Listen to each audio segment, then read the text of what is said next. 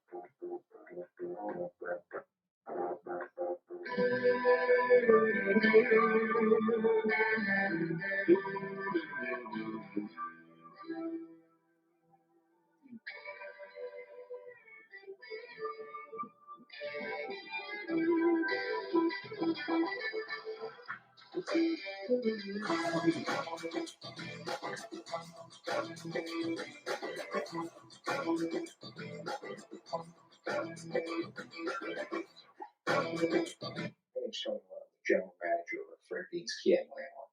I just wanted to take a minute to talk about Larry Feldman, Career Changers USA. Larry and I have been working together for about the last 12 years now, and anything I've ever needed as far as recruiting, training, Larry's been right there. Larry's got me salespeople, he's got me managers, he's got me technicians even through the toughest times in the industry, and he is just the kind of guy who's going to tell you exactly what's on his mind. He's going to tell you exactly what he thinks.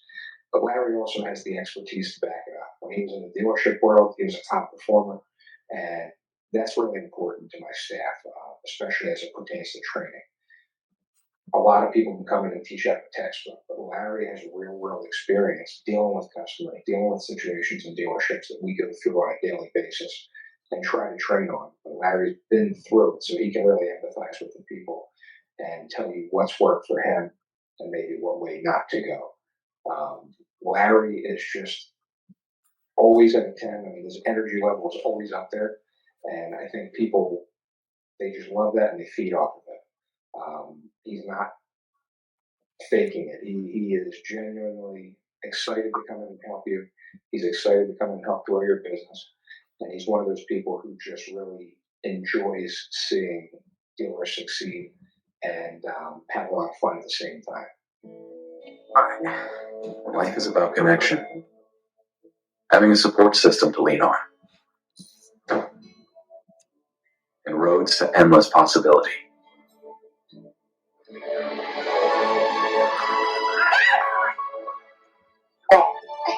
At every turn, guiding the way, we are building the connections that move you.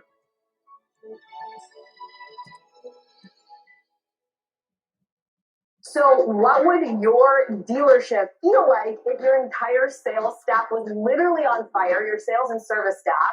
They were nonstop all over social media, completely dominating your marketplace. They could do it in 30 days or less and then continue their education to do it for an entire 6 months or a year. You literally would completely take over the entire marketplace and no one would be able to compete with you. And that's what we can do for you. So when you're walking around your community, whether you're at local restaurants or you're going to the gym, you don't want to be bothered? Fine, you won't be bothered. But a lot of people will walk up to you and say, oh my God, I love your social media. Your staff is amazing. We love what you're doing in the community. We want to come buy a car from you. We want to get an oil change at your dealership. Your community is absolutely going to love you. And it doesn't matter what platform you're on. You could be on TikTok, LinkedIn, Facebook, Instagram, all social media platforms. You will literally be all over the place. And not only will you have ads running, but your own staff is going to be promoting your brand and promoting themselves within the dealership and within the business. So it's like running an ad times 100-fold because your entire staff is participating in the process. I've traveled all over North America. I've trained Toyota. I've trained Nissan. I've been to driving sales. I've been to Women in Auto. I get hired as a speaker for conferences at universities all over the country. And I can help change the trajectory of your dealership right now. Good morning and welcome. So, as always, I came up with a few books. There's a lot of books on AI, just a lot. There's a little bit too many, I thought. But anyway, of the top 5, I picked a few. So, AI 2041 by Chen Qifan, The Master Algorithm, How to Quest for the Ultimate Learning Machine That Will Remake the World, and Superintelligence, Past Dangers and Strategies. A disclaimer, obviously the opinions expressed on the Auto Hub Show are not the opinions of the Auto Hub Show or Ian Nethercott. You can definitely read this disclaimer on our website. So today we're going to talk about the AIO show. There's been a lot of AI specifically at NADA and also around the world, probably starting with ChatGPT was the first time people really heard about it. That's now baked into a lot of products. But before we get into that, I also want to let everyone know we're going to be at a SodaCon. Me and my wife will be there. We'll be doing ambush interviews at the show, and I believe we'll be there on Tuesday night, so Wednesday. So if you're going to be at a SodaCon in Baltimore, we will be there in person doing interviews. All right, so let's get into it. Here we go. So we need to stop screen, and then we need to present share screen, entire screen. This one, share, and then stop. And then we're going over here. Here we go. All right, so good morning. So what we're going to do is we're going to start by in order of people that showed up. And if you didn't see in the chat for the show, here are a couple AI software that people are paying for. I'll just leave it up here for a little bit. So we're going to start with our good friends from CDK. So who wants to start first? We have so many. Let's start. Who was in first? Joe was in last. Troy was in. So what else do we have? Leigh. Did I win? I won. All right. I like to start a Monday with a win, so I appreciate it. First one. So tell us more about Leigh, what your story is, what you do, and go. Yeah. Thanks, Dan, and thanks for having me. I'm Leigh Conver. I'm Senior Director for CDK Global's Data and Intelligence Group. And for the past 25 years, I hate to age myself, but 25 years now, I've been nothing but data and intelligence in retail automotive. So this topic is one that actually excites me. And I appreciate you taking the time to talk about it, inviting us on, everyone else kind of here that's here to talk about the topic. Super excited. And do you want to start talking AI? Do you want to introduce everyone else first? Well, I'm going to introduce everyone else, and then what we'll do is we'll jump into some questions. Okay. So I believe Mr. Ingram was in next. So go ahead, Mr. Ingram.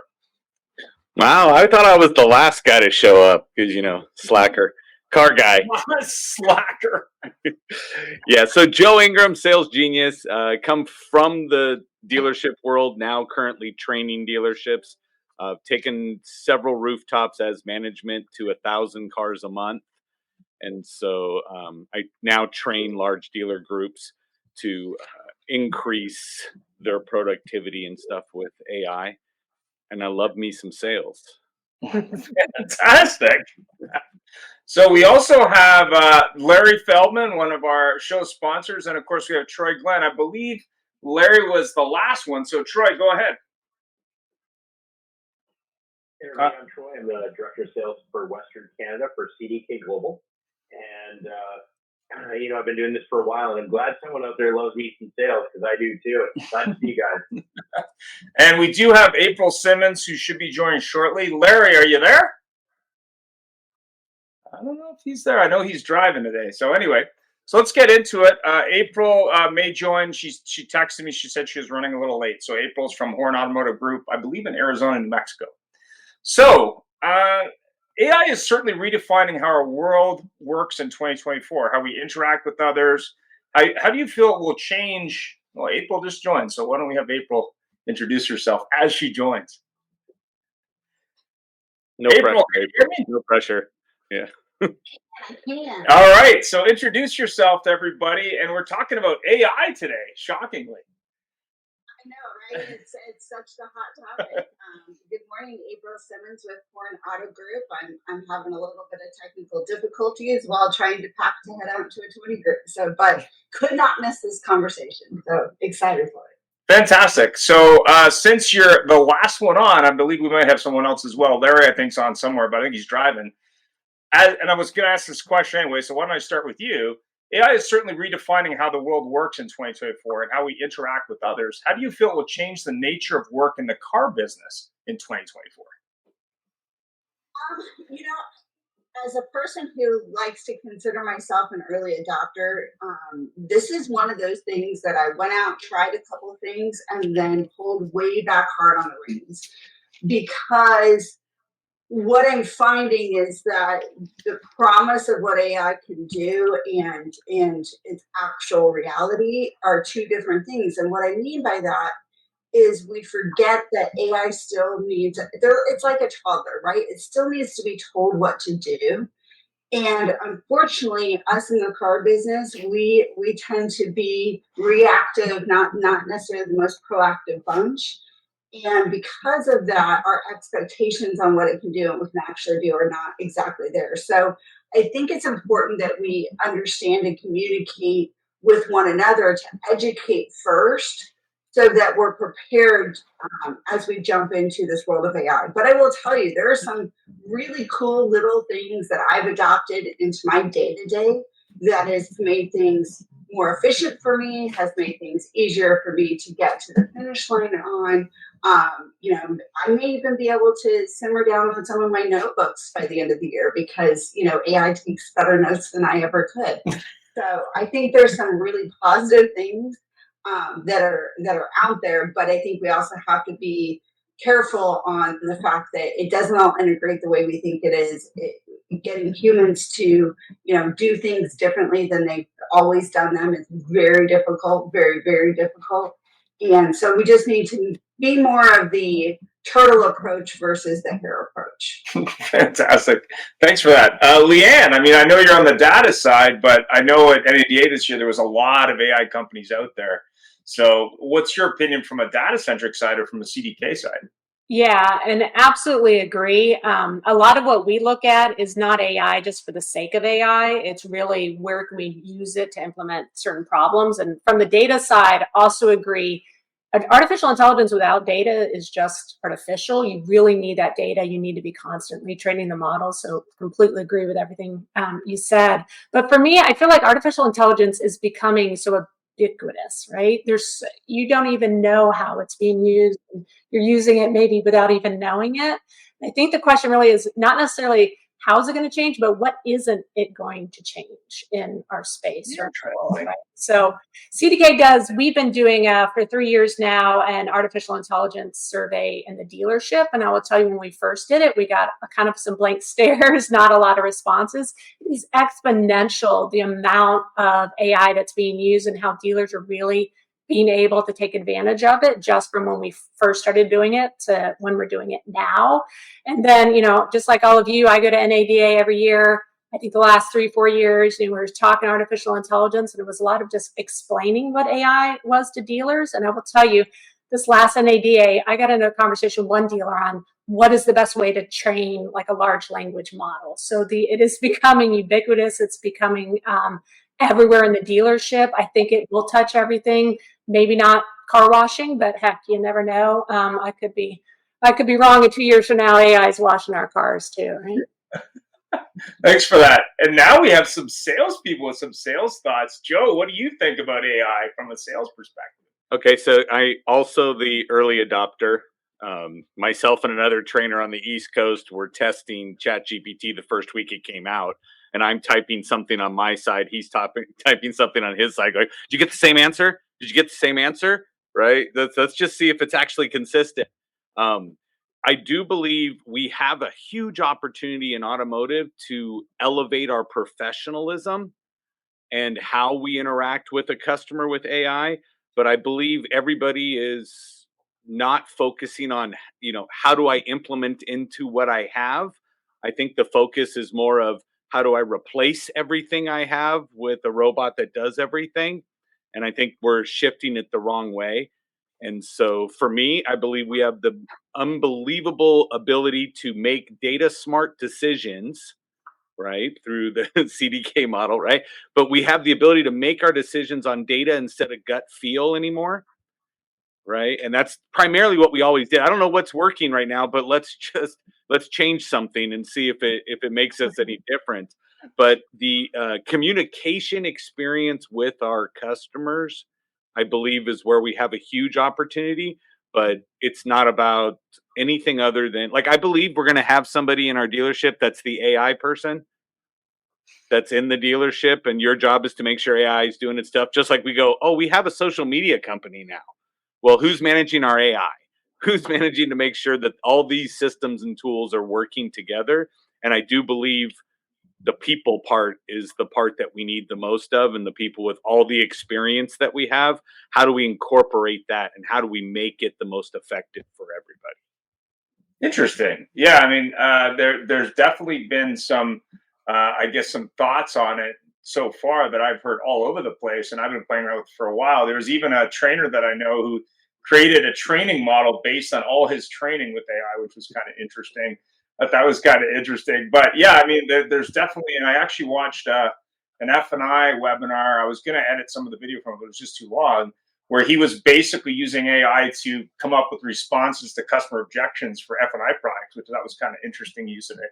But Troy, what do you think from a sales / data problem? Because obviously you work with a lot of dealers. Well, I'm gonna sort of dovetail a little bit off of the back of what April was saying, and that it is a buzzword right now, and everyone's talking about AI, and there's AI apparently embedded in everything. But I think we have to take a step back and realize that there's a big difference between real artificial intelligence and machine learning and just simple automation. And a lot of companies are saying they have AI equipment in their software, in their product, and whatever, but it really is just a slightly more automated process. And so what I think dealers are going to find is, as they become educated and realize what AI can do for them, or what they're going to use AI for in terms of, again, we're not replacing people with robots kind of thing, but how do we have a better customer experience?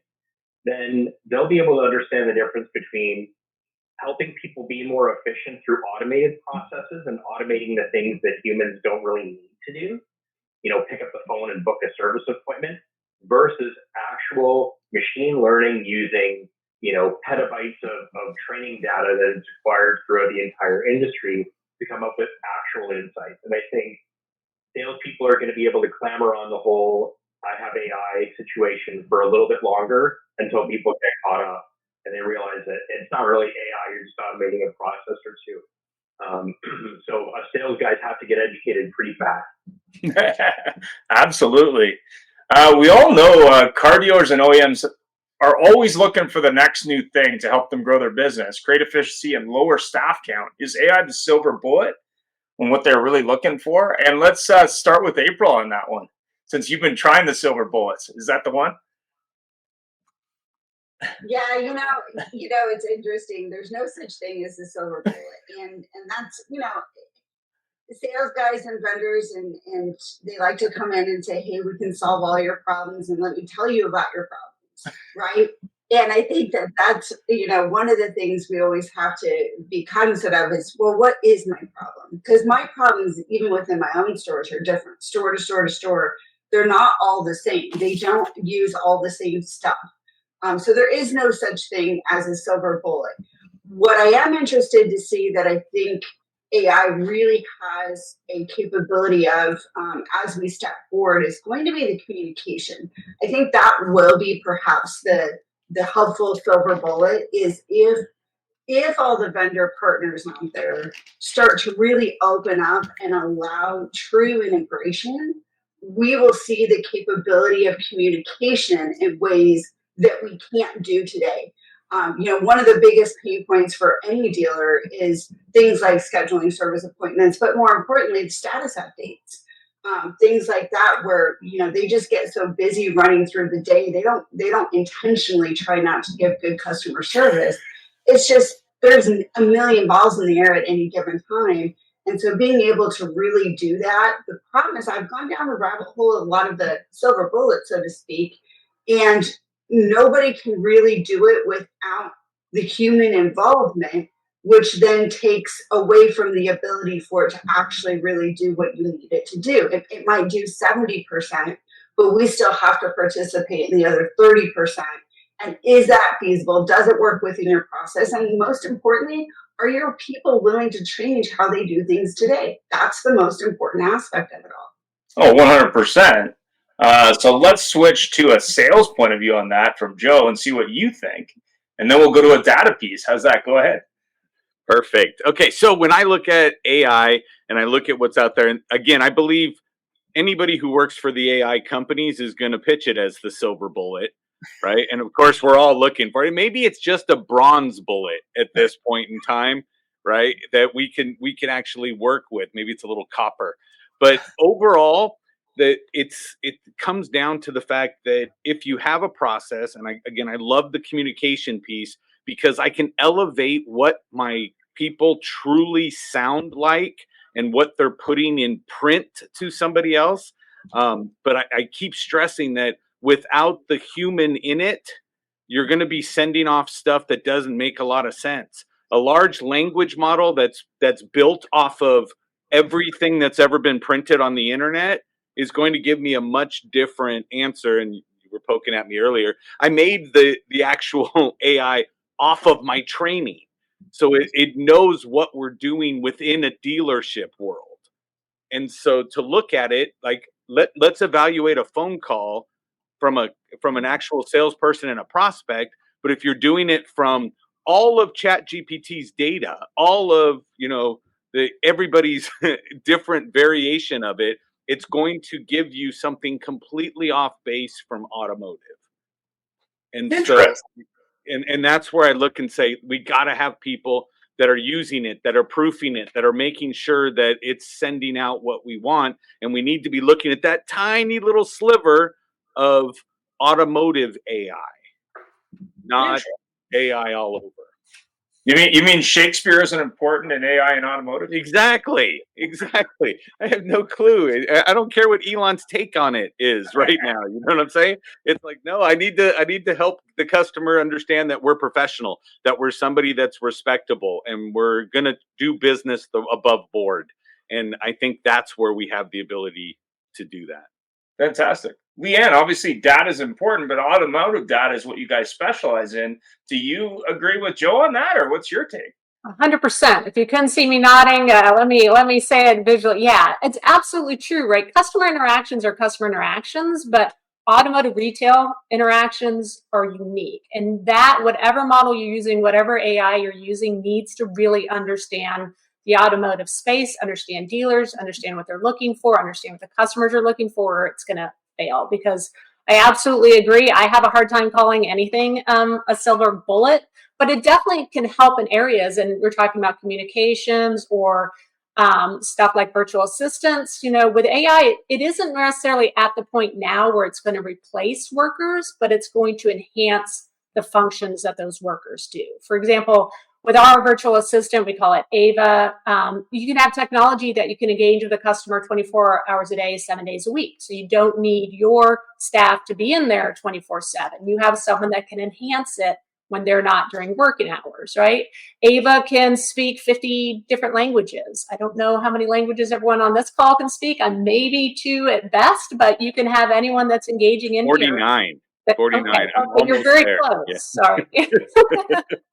But you can have someone that can talk in any language or switch in any language. And so you have that. You can have it from a sales perspective, right? Ava can help increase the touch points. We've had people, dealers using our Ava tool that have increased from like 5.6 to about 20 different touch points on those leads. So it still doesn't mean you're getting rid of your sales manager, right? It's just there to enhance, to help them in their day-to-day job. And the great thing about AI, I'd like to think that I'm getting smarter every day. Maybe as I age, it's not happening, but AI gets smarter every day. every minute. It's learning from that. It's getting that automotive data in there. For example, you could get sentiment data where you could understand through AI the responses that a customer is giving. Are they pissed off at us? Do they not like what we're doing? Now, they can't necessarily then have the emotional intelligence to fix it, but they can provide that information to the people in the dealership to then help turn that around and have that human connection. So 100% agree. It's aiding that human connection that the dealers have today. Fantastic. I was at the grocery store on the weekend, and there was this sausage company, and they had a sausage called Vampire Killer. And she's like, "Oh, it doesn't have that much garlic." And I said, "That's not something you want to tell people after you date a vampire killer." That was hilarious. Go ahead, Troy. What do you think? Well, it's been said by a couple other guests today already, but the best AI is an enhancement to what your employees are doing, but you still have to be really good at the human stuff. And any dealer that thinks that they're going to be able to slack off on the human stuff, it's that whole adage of, like, you can't work out a bad diet and expect to get abs. You can't aim at your dealership with a crappy process in the background and still expect to have a great experience from your customers. So the AI needs to be tailored to what your customer experience goals are, and not just, expected to come in and solve all the problems because it's using data from all over the place when, to the earlier point, it might not even be the right data. We use in-house data that we've been collecting for 40 years, so we think it's pretty clean. We know it's pretty clean, but I don't know what a small startup in someone's garage is getting their training data from. I can't vet that out. So unless you have that backstop of a great human process, it's really not. It's not even a bullet. I think at this point, I think it's a Nerf dart. And that's interesting you bring that up, because obviously when you're looking at tools, even if the tool is magic, and we know all these tools are, how would you implement it into process and training? And I know April's played around with these. Would you consider some staff to be AI worthy and some staff just not to be able to use that tool? What do you think?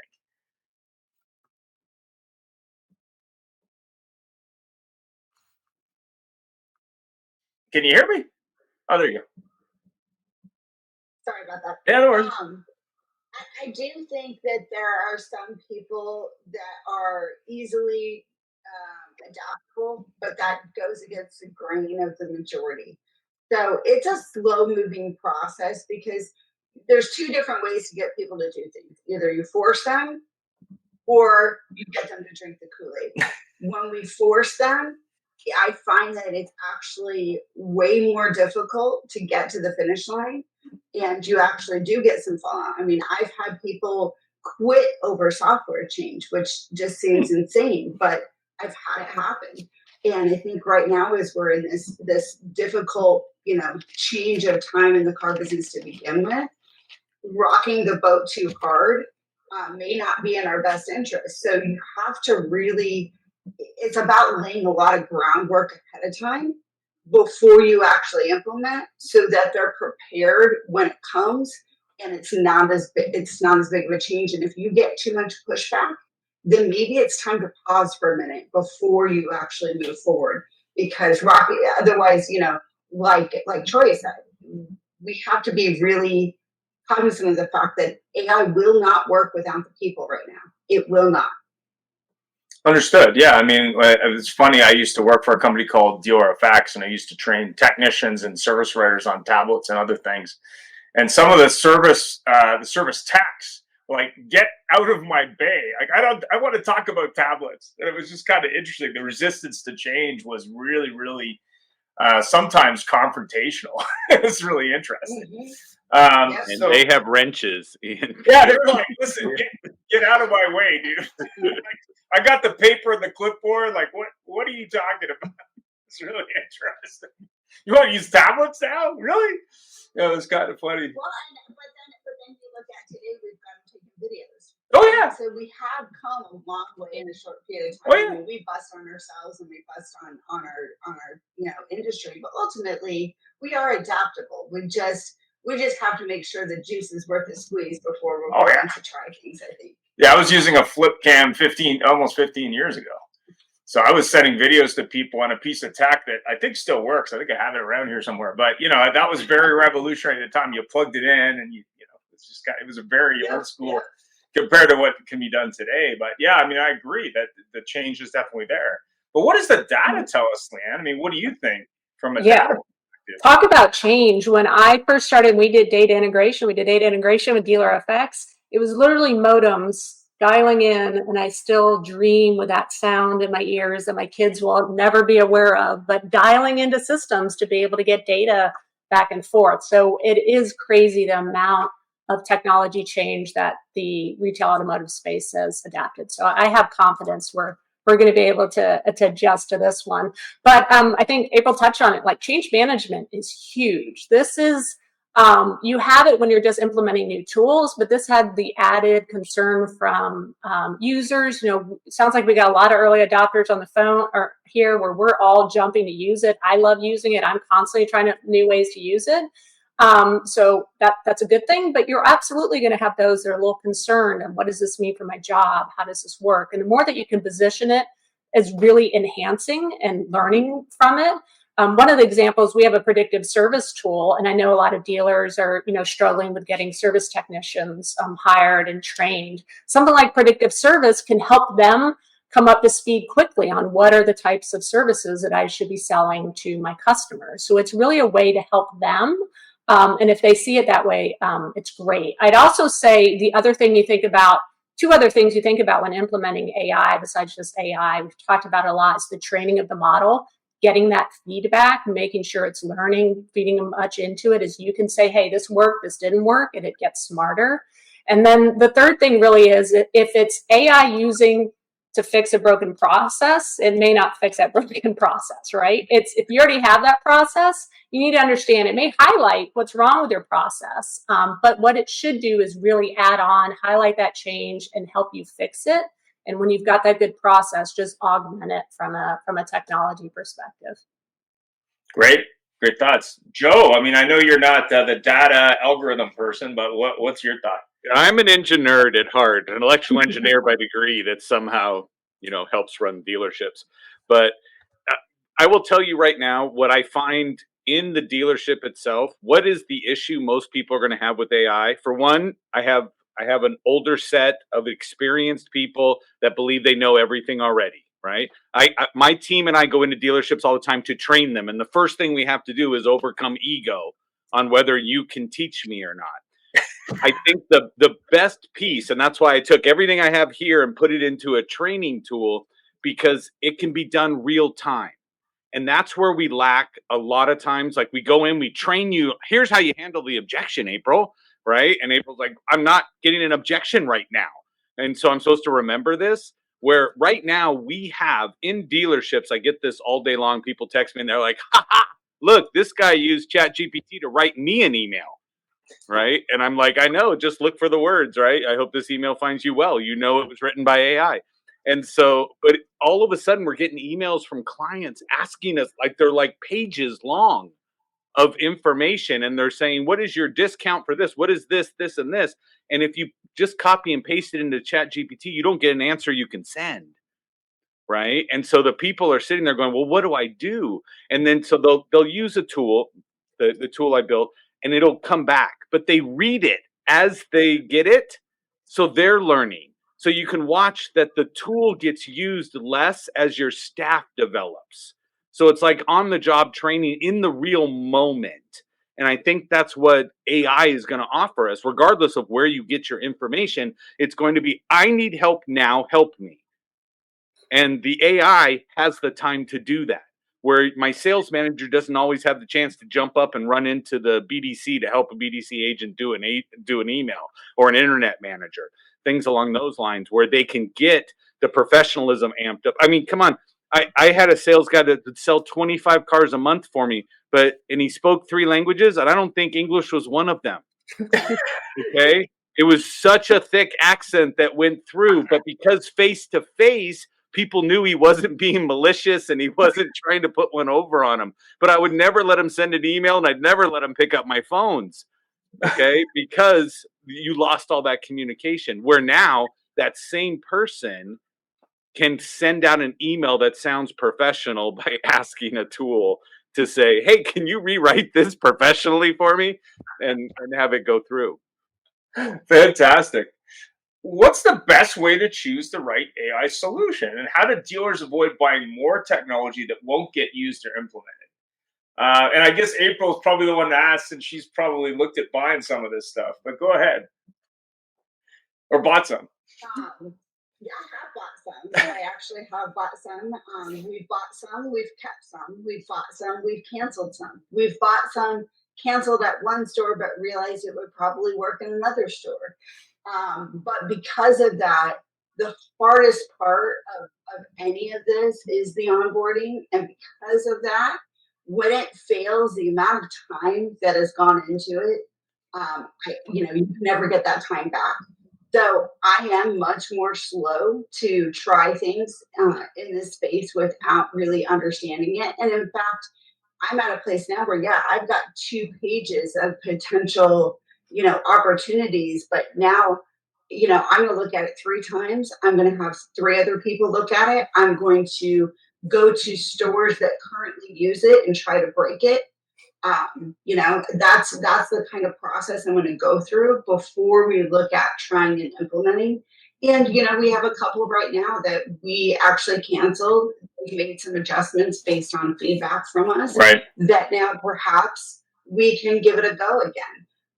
But a lot of it really, really is in the onboarding with this. It needs to be slower. Don't be so quick. For the vendors listening to this, don't be so quick to not only get the contract signed, but say, okay, let's turn it on, let's turn it on, let's turn it on. If we slow down, then we can speed up. Interesting. Troy, I mean, you talk about selling AI to dealers. Thanks for that, April. If you are talking to a dealer, I mean, do you first determine whether the dealer is even ready to try this, or what's your thought? I mean, I think some dealers may or may not be even ready, but go ahead. What do you think? Well, I think there's probably an AI application for every deal. And not suggesting that we sell one that's going to solve every problem. It's not always just us. It could be anything. But the best AI is the one that your end customers don't know is happening. And that could mean you're having a conversation with somebody on a chat. They don't realize it's a chatbot that's powered by AI because it's so conversational. You might have a dynamic MPI. So, for example, you have a 22 Porsche Macan with 35,000 miles on it. When you go in to get your typical service for that year, make, and model, well, based on all the data that's being seen on all the Porsche Macans of that year and chassis size and engine size all over North America, we're seeing rear brake sensor failure on a higher propensity. So dynamically, we add that line to the MPI, and then the next vehicle that comes in, that line disappears because it's only there based on what the AI is telling us, but it doesn't require any real intervention or any real extra learning. So to April's point, when you have an onboarding that's super arduous, then all of a sudden you're trying to teach people a different process within your process. Whereas if it just appears and somehow the employees feel, hey, wait a second, my life's easier. Like I run a check run every second Monday. So all of a sudden the check run button hits on my home screen every second Monday and then disappears on Tuesday because the system is like your phone saying it's 15 minutes to get to the gym today. Traffic is light. It's feeding information that I didn't know I needed, but is actually really relevant, will mitigate some of the onboarding challenges. And I think that it'll help increase the adoption of it. And so, when you look at your phone, it's telling you how long it's going to take to get to work. That's AI at work in your daily life. And so, yes, I think every dealer can find at least one AI application that will help them sell or fix cars better and more profitably, but also augment their customer experience at the same time. Interesting. And Leanne, I mean, obviously you're looking at data, you're looking at AI solutions. Obviously CDK has some of those. Do you feel that dealers avoid buying them based on the fact that maybe they're just not ready, or do you think they just have trouble choosing what works for them? Yeah, I think you run the gambit. I mean, what everyone said, right? It's really what fits that dealer need. And that's the approach kind of we've taken. I think there's a lot in this industry, in other words, other spaces, just AI for the sake of AI, and just doing that doesn't make sense, right? So being able to leverage an AI tool sensibly, effectively tackles a problem. And the other thing too is we keep saying AI is kind of a thing, a silver bullet, which it isn't. AI is just a broad umbrella of a bunch of very different tools that could be used to help dealers, right? You've got the machine learning, you've got natural language processing, you've got the generative AI, and each one of those may fit a specific need, which the other one doesn't, right? You could use a machine learning to understand what is the propensity for a customer to buy. You can use a ChatGPT generative AI type tool like in our intelligence suite tool. It's data analytics, which is I could have 1,000 different reports, which are great, but if I just have 5 minutes to go in there and find my answer, I'd like to be able to go in and say, what are my RO, volume this month versus last month?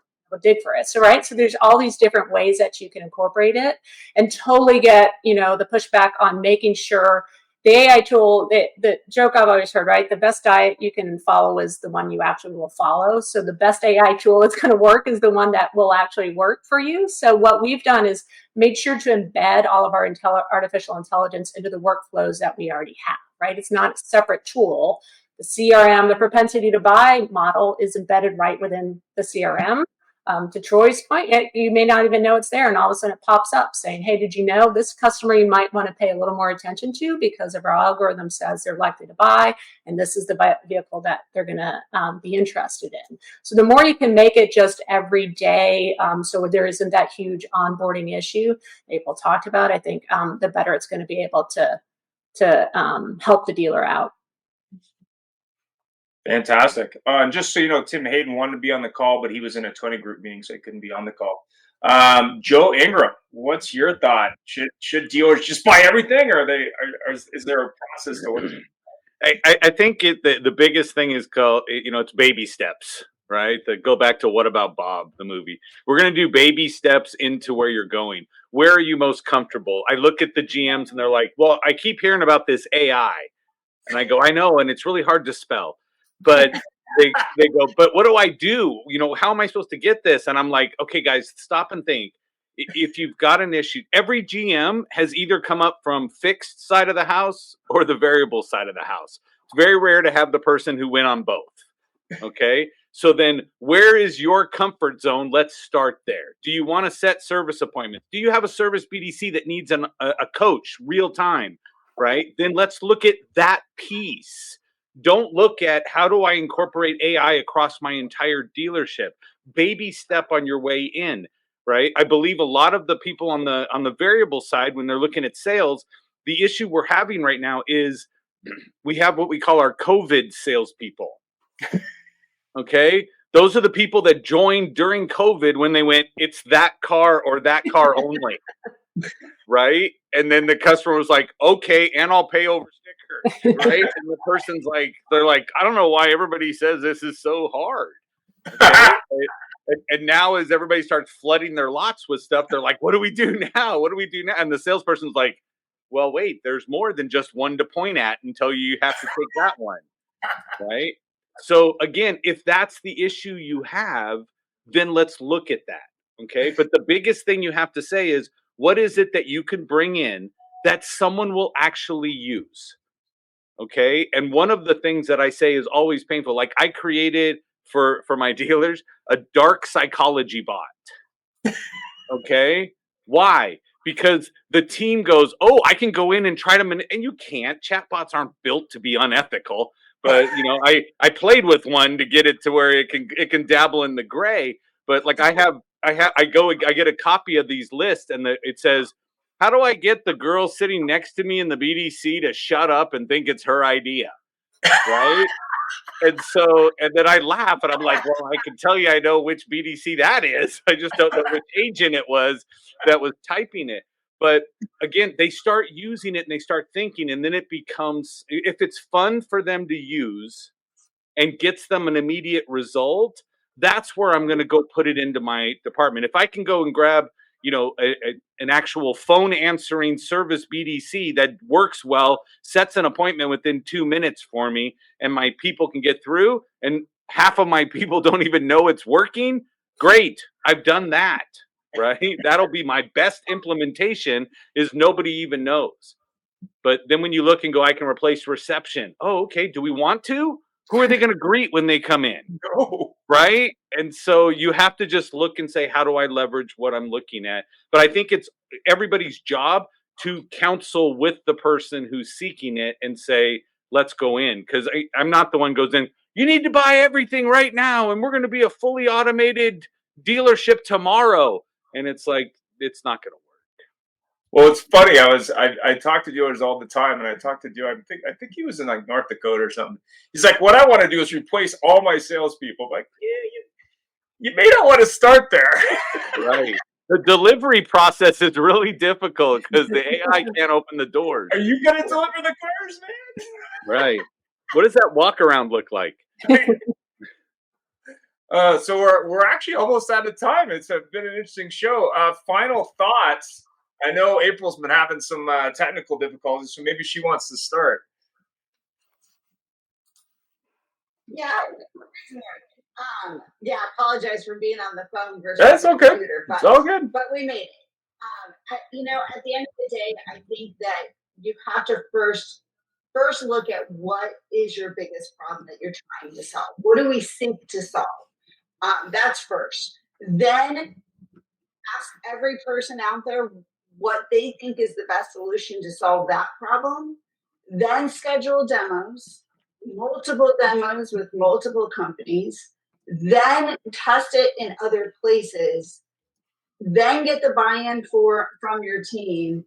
Then bring in the trainers from that space and say, hey, I want you to come in. I want you to shadow my team. I want you to look at, you know, whether or not you genuinely believe this is going to solve this problem before you make that final decision. So again, I think my biggest final thought is that we still need the humans. We are not replacing the humans. And thus we need to get the buy-in from the humans and make sure that it'll actually work. Because here's the one bad thing about a buzzword like AI. Once somebody has a bad experience, then they will deem it all bad. Right. Like every single solution and every single product now will not work because I had one bad experience with one company and one piece of AI. So it's really important that, you know, I've told vendors don't even bring up the word AI because quite frankly, to dealers, either some it scares, but some they've had a bad experience. So at the end of the day, slow down to speed up. Fantastic. Agree 100%. Let me see. Let's go with Joe. Just for fun this time. I try to be fun. It's called edutainment. Yes. Yeah. So I'm going to tell you right now that the easiest thing you need to stop and look at is, do you have someone already in your dealership who is more pro AI than anyone else? Right? We have people that are continuous. Like I will tell you with my clients throw me every vendor that mentions the word AI. And they're like, if Joe says it's good, we'll use it. Right? And I'm like, whoa, what? So I get to see what's out there a lot because I'm going through a lot of demos. But when I go in and I look and I say, who at the store is more prone to do it? Let's talk to that person and get them focused on what they're doing. Okay. So everybody in the group is going, April, solve this problem. Right. And so every store that's in the group is going, what did you say? Call April. Okay? But again, and I like CDK product. I love CDK's product because I had to go through the demo so many times, right? With my team, comparing other CRM tools. What are we going to add? Are we going to do this piece, this piece, this piece? So find the individual that is not afraid to do the work, that has that, you know, actual technical knowledge to say, will this be something we can do? And then always filter everything is, will people do it? Will people, am I doing the carrot to get them to use it? Right? Or am I getting the stick out to get them to use it? And is the upside big enough to justify the actual stick? So yeah, don't apply the sledgehammer first. Probably not a good. Correct. It'll kill the fly, but everything else it was on. Yeah, what is it? That Looney Tunes. Exactly. Leanne, what do you think? Final thoughts? Yeah, I mean, a lot of what, April and Larry already talked about, or Joe, sorry, which is AI needs to be used to tackle problems, identify what the problems are, and then find the tool that uses it, right? The second thing is just, we talked about it, sure, make sure it's easy to use, like implement it within your workflow. If it's something completely different and you have to get out of your ordinary world to go use it, it's not going to stick. You need something that's easy to use, already within the workflows that you have. And then make sure it's intelligent, not just artificial, right? You could have anyone respond to leads coming in, but if they're not responding in a good way, that's just going to make it even worse. So just the artificial part is going to help. Make sure it's got that data to train. And I know I always go back to data, but make sure it's got that data, make sure you've got the feedback loop so that it can continue to evolve and help your dealership. Great. Troy, last word. Wow, from the sales side. Go ahead. Nice, I like it. Well, I'm gonna sort of do a nod here to April because she's a customer, a dealer customer, and I think, like I said before, customers that are looking at AI to solve problems or because they want to learn more about it, if you can start with the lens of, is this truly AI or is this just automation? Start there. The second lens would be, to Leanne's point, how good is this training data? You could have an AI that's brand new, it hasn't learned anything yet, or it's learned very little over the course of, let's say, 4 or 5 years. Is that going to be enough training data for you? Or are you going to get outputs like we were talking about earlier, where it's completely irrelevant because it's not purely automotive? So I think because we're in the start of AI, and April got a great experience where she stubbed her toe, realized she's made some errors, and they've learned some lessons, and they've learned from it, and now they have a better AI strategy. Go slow to April's point. Learn slow, but learn a lot, and understand the difference between AI and snake oil. And I think for the next little bit, there's going to be a ton of snake oil out there because it's a hot buzzword, and those people are going to get exposed, and we'll figure it out down the road.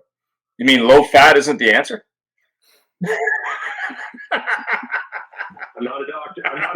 I'm just playing one on TV. Yes. Yeah, it's what is it? Just ask AI what the answer is. Low fat, something else. All right. Well, thanks everyone for being on the show today. I really appreciate it. If anyone wants one of the last remaining of these, I've got a couple colors available. Just send me an email with your mailing address. I have blue, red. I may have red, blue, and black. I think are left. Just send me an address, and I'll send one out to you. And have yourself a great day. Thanks so much.